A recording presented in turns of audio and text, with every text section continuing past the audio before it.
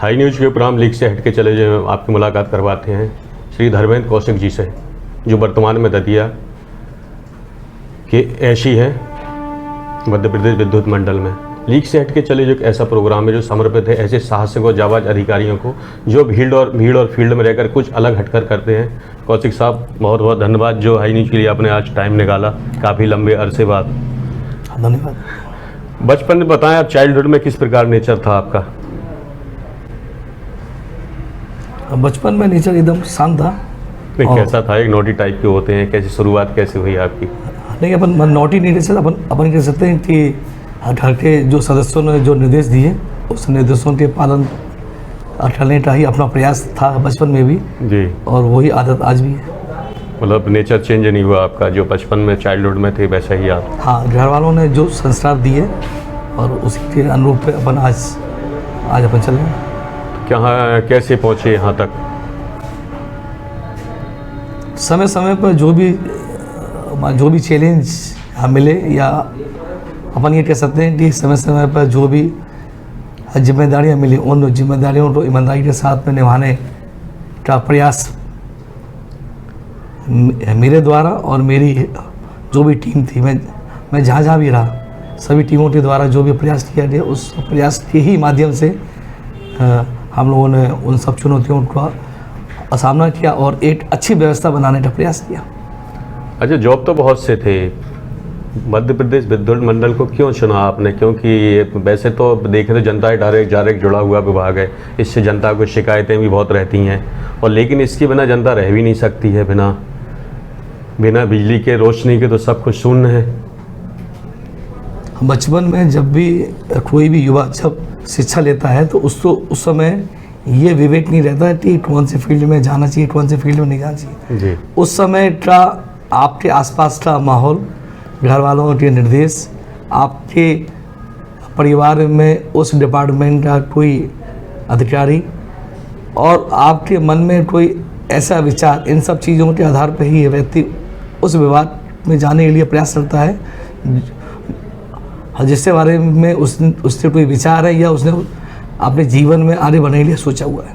तो वही तो मैं कह रहा हूँ, आपको प्रेरणा कहाँ से मिली? कोई फैमिली में कोई पहले से था इस डिपार्टमेंट में? नहीं, मेरे परिवार में एमपी में कोई नहीं था, लेकिन हमारे फादर जो वर्तमान में अभी एक्सपायर हो रहे हैं, जीवित नहीं है, लेकिन उनके द्वारा बचपन में हमें जो शिक्षा दी गई उसका मूल उद्देश्य यह था कि जो भी जिम्मेदारी आप तो मिले वो आप तो काम करना चाहिए।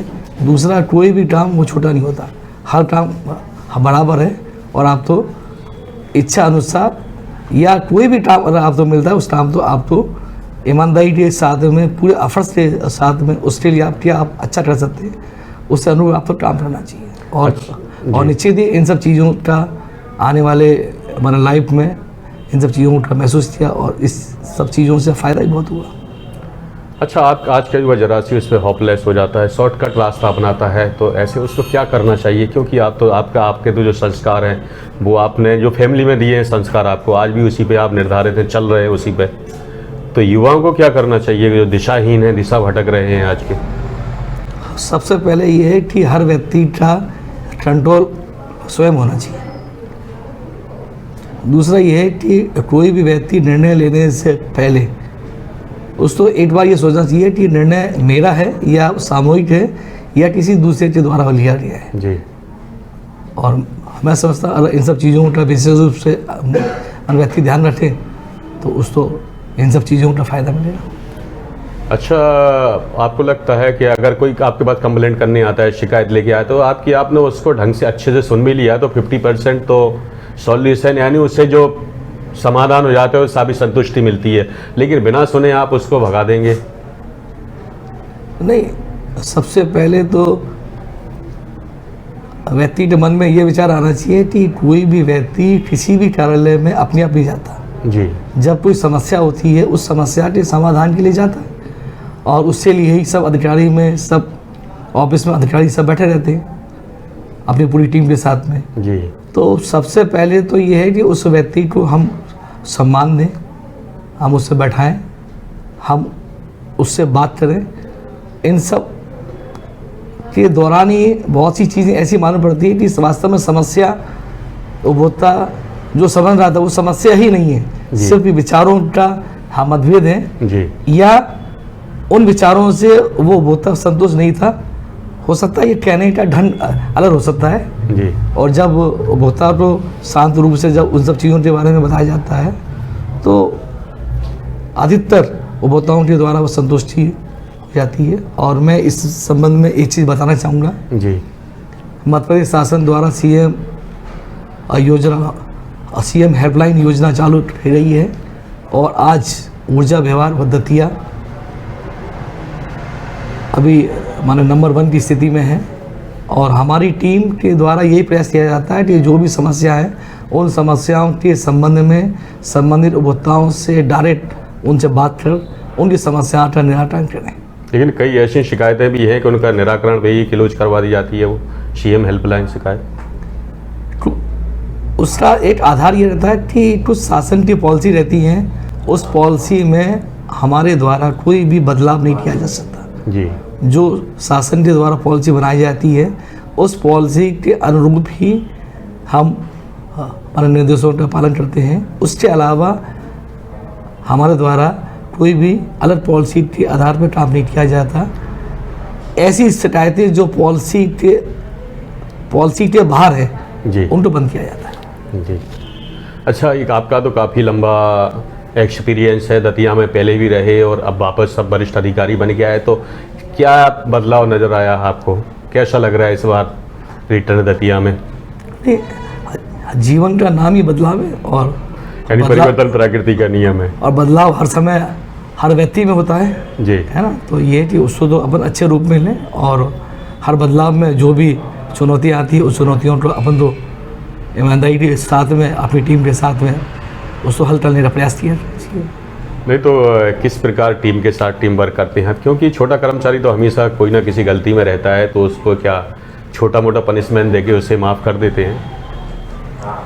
सबसे पहले तो ये है कि हर व्यक्ति में एक ऊर्जा रहती है जी, और हर व्यक्ति काम करना चाहता है जी, बस हमारा ये प्रयास रहना चाहिए कि उस ऊर्जा को किस दिशा में हमें यूज़ करना है और यदि उस ऊर्जा का सही दिशा में इस्तेमाल होता है तो निश्चित ही उस समस्या के निराकरण के साथ ही उपभोक्ता संतुष्ट भी होता है जी। और हमारे अधीनस्थ अधिकारी कर्मचारी उनको एक नई राह भी मिलती है। अच्छा सर, ये बताएं, लाइफ में कभी कोई ऐसा मोमेंट, कोई ऐसा क्षण आया जिससे लग रहा है आपको परेशानियों ने चारों तरफ से घेर लिया हो, कोई रास्ता ना दिख रहा हो, तो उस समय कैसे फेस किया आपने उस प्रॉब्लम को? जीवन किसी भी व्यक्ति का ऐसा कोई जीवन नहीं है कि जिससे जीवन में परेशानी ना आए, लेकिन ऐसी स्थिति में मेरा अपना जो अनुभव है कि व्यक्ति को धैर्य से काम लेना चाहिए और उस समय भी जो भी जिम्मेदारी उस जिम्मेदारी तो अपन निभाते चलें और बाकी सब ऊपर वाले को छोड़ दें। नहीं, क्योंकि आज के समय में आज का युवा वर्ग देखें तो जरा सी प्रॉब्लम आने पर होपलेस हो जाता है। सोसाइटी के केस आए दिन बढ़ते जा रहे हैं, क्यों कोई भी संघर्ष करना नहीं चाहता है वो। सबसे पहले तो ये है कि आज के युवा में बहुत सी चीज़ों ये बात सही है कि आज के जो युवा है वो काफ़ी एक्टिव है और हर फील्ड में बहुत आगे जाने का उनका उद्देश्य रहता है, लेकिन इससे साथ साथ एक परिवार में एक सामूहिक व्यवस्था के रूप में उनका आपसी व्यवहार, आपसी बातचीत, अपने बड़े उनका आदर, अपने जो छोटे उनका प्यार, इन सब चीज़ों के बीच में यदि व्यक्ति रहता है तो निश्चित ही कि व्यक्ति में यदि आक्रोश आता है तो उस स्थिति से वो कंट्रोल में भी आ सकता है और ऐसी किसी भी अपनी स्थिति से बचा जा सकता है। आपके इस चेहरे पे कोई स्ट्रेस नहीं है? आपके हेल्दी होने का राज क्या है कि इतना सब होने के बाद, जबकि बहुत समस्याएं रहती हैं? नहीं, ये कहना तो क्या गलत है। क्या कि जीवन में समस्या रहती है, हर समय रहती है। बस ये है कि व्यक्ति यदि अपनी जिम्मेदारियों और अपने कामों को प्राथमिकता दे तो व्यक्ति को इतना समय नहीं रहता कि बाकी चीज़ों को आदमी ले। आप कोई ऐसा वर्क बताएं अपने सर्विस काल का, जैसे लोग कहते हैं कौशिक साहब आए थे, उन्होंने ऐसा एक एग्जाम्पल आपको लेके एग्जाम्पल देते हैं कि ऐसा काम कर गए हैं इस क्षेत्र में? नहीं, मेरा सिर्फ इतना मानना है कि जिस पद पे आप जहाँ भी रहें उस के अनुरूप जो आप अच्छा कर सकते हो, आप तो अच्छा करना चाहिए जी। ये भावना नहीं आनी चाहिए कि ये सामने वाला कौन है, क्या है। एक आप तो सामान्य रूप से जो आप अच्छा कर सकते हो आप अच्छा करिए। क्यों? सामने वाला व्यक्ति आपसे एक उम्मीद लेके आया है जी। और उस उम्मीद के अनुरूप जो आप अच्छा कर सकते हैं, ये अपने आप में उस व्यक्ति के लिए बहुत संतुष्टि वाली बात होती है। जी। तो कुछ ऐसी काउंसलिंग वगैरह करते हैं आज के युवाओं को, छात्रों को बढ़ाने के लिए? आप एक उच्च पद पर बैठे हैं कि उन्हें कुछ नई दिशा मिले, क्योंकि ऐसे अभी देखा जा रहा है जो परिवर्तन हुआ है उसमें डीएम से लेकर ही अधिकारी काउंसलिंग कर रहे हैं, उन्हें दे रहे हैं, शिक्षक शिक्षित कर रहे हैं, बता रहे हैं, अनुभव शेयर कर रहे हैं उनके साथ, युवाओं के साथ। अब मैं वर्तमान में और इससे अलावा जहाँ जहाँ अपना पदस्थ रहा, हर जगह मेरे द्वारा स्वयं हर अधिकारी से, हर कर्मचारी से डायरेक्ट संपर्क मेरा रहता है और अपने पुराने जो अनुभव जो मैंने कार्य के दौरान जो प्राप्त हुए, उन अनुभवों को उनके साथ में मैं शेयर करता हूँ और उनको ये बताता हूँ कि काम करने का तरीका किस तरह होना चाहिए जी। और यदि हमारे द्वारा काम में ध्यान दिया जाएगा तो स्ट्रेस ऑटोमेटिक उन सब चीज़ों से व्यक्ति को भी बचा सकता है और आपके द्वारा एक नया काम करने के बाद में आप में ही एक एनर्जी पैदा हो रही। जी। अच्छा, एक नशे की प्रवृत्ति के लिए क्या करना? नशे की प्रवृत्ति और दूसरा सबसे बड़ा नशा है आजकल सोशल मीडिया, मोबाइल। इसके बिना रोक 1 मिनट, यानी ये बहुत परिवार को बहुत दूर कर रहा है लोगों से। आज देखेंगे 10 लोग हैं, 10 लोग अलग अलग बैठेंगे, अब सब मोबाइल में बिजी रहेंगे। इसका कोई सॉल्यूशन है क्या? जीवन के में समय समय पर जो बदलाव आते हैं और बदलाव के आधार पर हर चीज़ ज़रूरी है, लेकिन हमें हर व्यक्ति को उसको एक सीमा में बांधना पड़ेगा कि उस चीज़ की उपयोगिता हमारे लिए, हमारे जीवन में कितनी है जी। और इससे लिए हर व्यक्ति को स्वयं निर्णय लेना पड़ेगा कि इन सब चीज़ों से हमें आगे बढ़ने में मदद मिल रही है और मदद भी हमें लेनी है तो कितनी लेनी है, जिससे हमारा परिवार और जो समाज नई दिशा में अच्छी सोच के साथ आगे बढ़े। अच्छा, हेल्दी रहने के लिए क्या करना चाहिए आप जैसा लोगों को, और प्लस इसके साथ ही ऐसा क्या करना चाहिए कि वो आपकी तरह ही अधिकारी बने आज के युवा?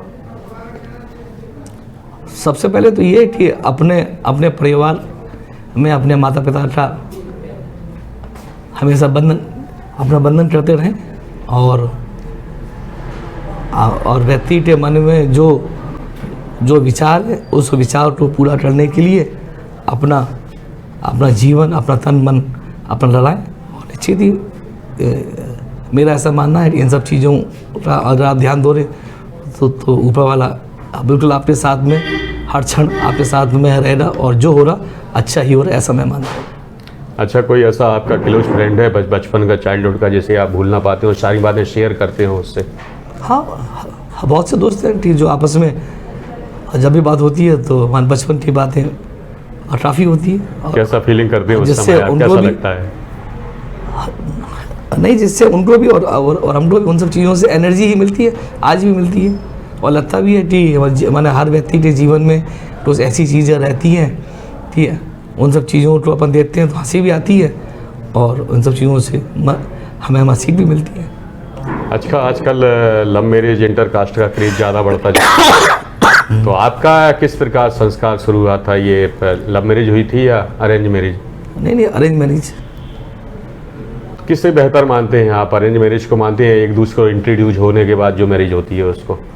नहीं, ये तो एक सामाजिक व्यवस्था है और ये व्यक्ति का स्वयं का निर्णय है कि मानो व्यक्ति को कौन सी व्यवस्था अच्छी लगती है और वैसे ही है कि परिवार के द्वारा जो भी व्यवस्था की जाती है मैं उससे बेहतर मानता हूँ। अच्छा, सामाजिक क्षेत्र में आपको वैसे फिल्मी दुनिया में किस प्रकार के सॉन्ग्स वगैरह पसंद करते हैं आप? ये कि जो आपको माना आपके जीवन में एक ऊर्जा दे, उद्देश्य दे, वो अच्छे लगते हैं। नहीं तो किस प्रकार के सुनते तो हैं कि ऊर्जा देने वाले, नए या पुराने?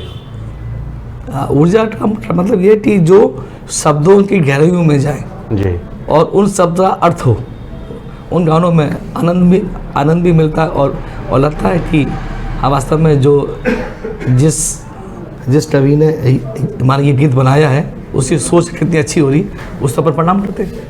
अच्छा, कौन सी हीरोइन लाइक करते हैं आप? नहीं, ये तो कोई फिल्म तो देखी होगी आपको जिससे बहुत अच्छी लगी होगी, ऐसा नहीं है, सबकी अपनी अपनी सोच होती है। व्यक्ति के जीवन में जैसे जैसे इस हिसाब से बदलाव होता है, मैं तो उसी एज की पूछ रहा हूँ। व्यक्ति की चॉइस भी बदलती रहती है, लेकिन ये कि सभी एक्ट्रेस अपना अपना अच्छा काम रखती हैं। यंग एज में आपकी क्या चॉइस थी? नहीं, ऐसा कोई स्पेसिफाइड नहीं थी, कोई स्पेसिफाइड कोई ऐसा नहीं थी। और वैसे ये कि समय के साथ में सब अपना अच्छा काम करते हैं। और यानी इसको राज को राज ही रहने देंगे कि आपको कौन पसंद था? नहीं, राज वाली कोई बात ही नहीं। जो पुराने जो एक्ट्रेस और एक्टर थे सब अपने आप में एक से एक माहिर और काफ़ी हमारे अपनी कला में निपुण थे। यानी आप किसी के फैन नहीं थे, सीधा सीधा है? नहीं, ऐसा तो नहीं सकता कि व्यक्ति के जीवन में कोई आदर्श ना हो।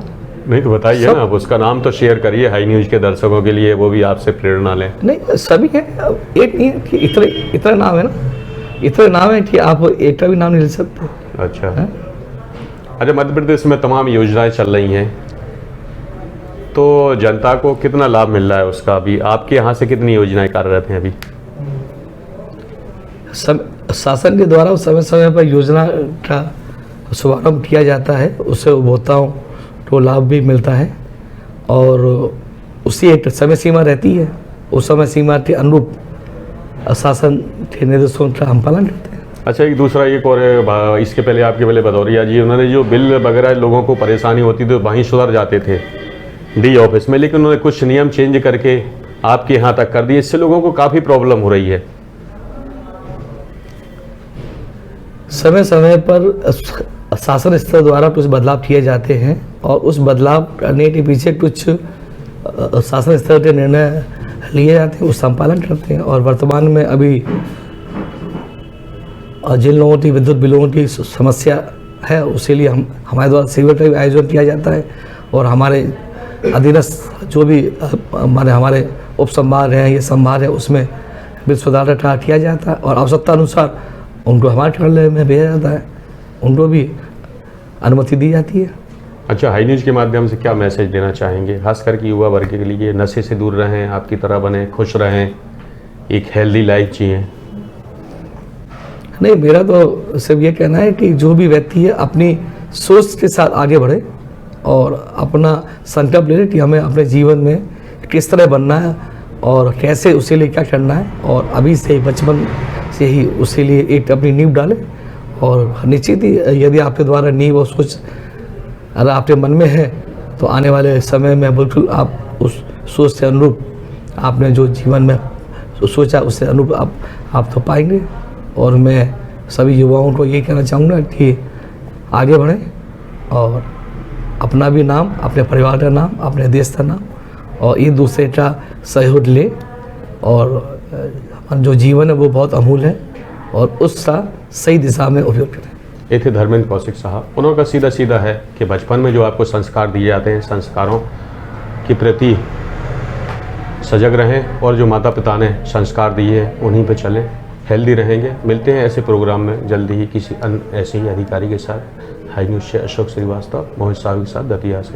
Thank you. जब झोंक लगा सुगंध उड़ी, मुंह में पानी और भूख बढ़ी, बढ़ाए हर व्यंजन का स्वाद, मिला है इसमें माँ का प्यार। गोविंद मसाले जो खाने में डाले हैं, आपस में अपनों का प्यार बढ़ा दे रे। गोविंद मसाले, मसाले जो रिश्ते बनाए।